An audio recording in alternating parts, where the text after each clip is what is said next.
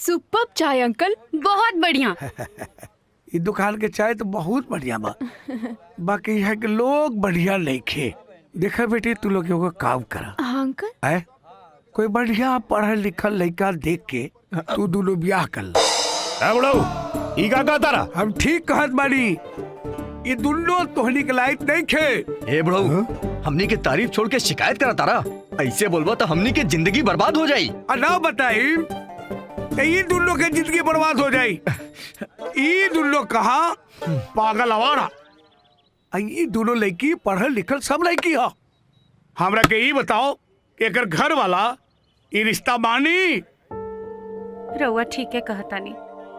हमनी के माई बाबूजी बचपन में एगो रोड एक्सीडेंट में गुजर गईले। ओकरा बाद से हमनी के बड़ भाई माई बाबूजी दोनों के फर्ज निभवले और बहुत लाड़ प्यार से हम दोनों के पाल पोस के बड़ा कैलन।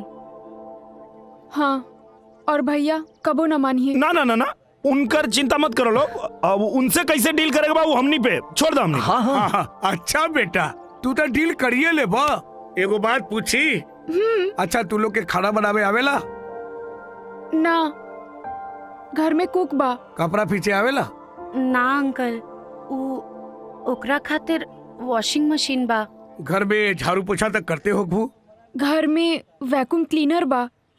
अरे बर्तन उर्तन तो मजे होते हो की? ना अंकल, ओकरो खातिर घर में नौकर बा। बाकी शादी के बाद सब सीख ले अंकल। मत से क्या बेटी, काहे की शादी भइला के बाद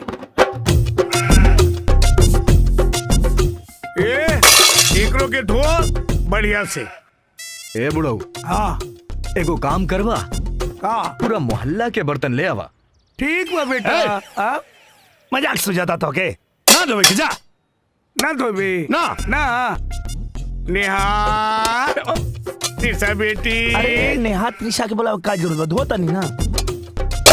धोवता नहीं ना, जा तू। बढ़िया बढ़िया से साफ सफाई करके दुकान में लेके आ जाओ। हाँ ठीक बा। लागा झूलनिया के धक्का, बलम कलकत्ता पहुंच गए हो।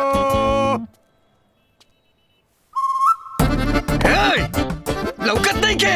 चुप, आवाज नीचे करके बात कर ना तो। हाँ पिताश्री, कोनो बात नहीं, आप जाई हो जाई, फिर से साफ हो जाई। अबे साफ कर। ठीक बा ठीक बा, ठीक से पूरा दुकान साफ करके फिर हाँ आइए। हो जाई हो जाई। हाँ का बे मार खिवे बे, साफ कर।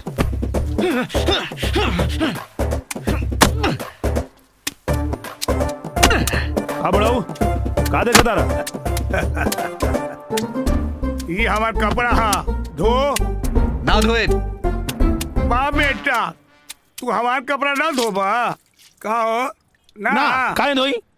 अपन मेहरारू के लुगा धोता नहीं ना। बहू हाँ धोई धोई धोई। काहे बुलाओ तारा? धोइया बेटा। ठीक बा, ठीक है। हाँ ठीक बा, दुआ जी जा जा तू जा। अरे पकड़ गया रे अब समझ में आई, बुढ़वा बियाह करावे खातिर काहे इतना परेशान रहे। हमसे ज्यादा तो ही बेचारा बानर लगता। पतियों के खेले। अरे सुना, एगो तनी बढ़िया से चाय बनावा, बड़ा माथा दुखात बा।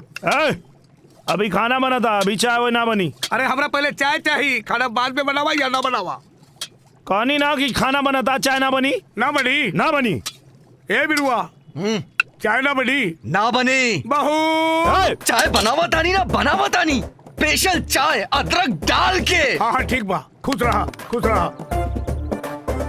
अरे वो बर्तन उठावा था, खींच रहा।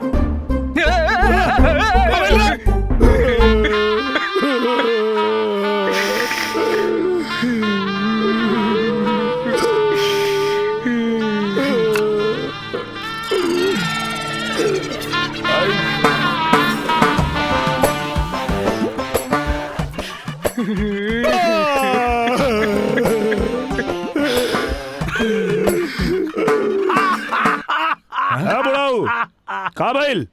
जैसन सोचले रहनी वैसन पुतोहिया भील गईल। ए बेटी, तू लोग हमरा पसंद बारू, हमरा तरफ से ये रिश्ता पक्का।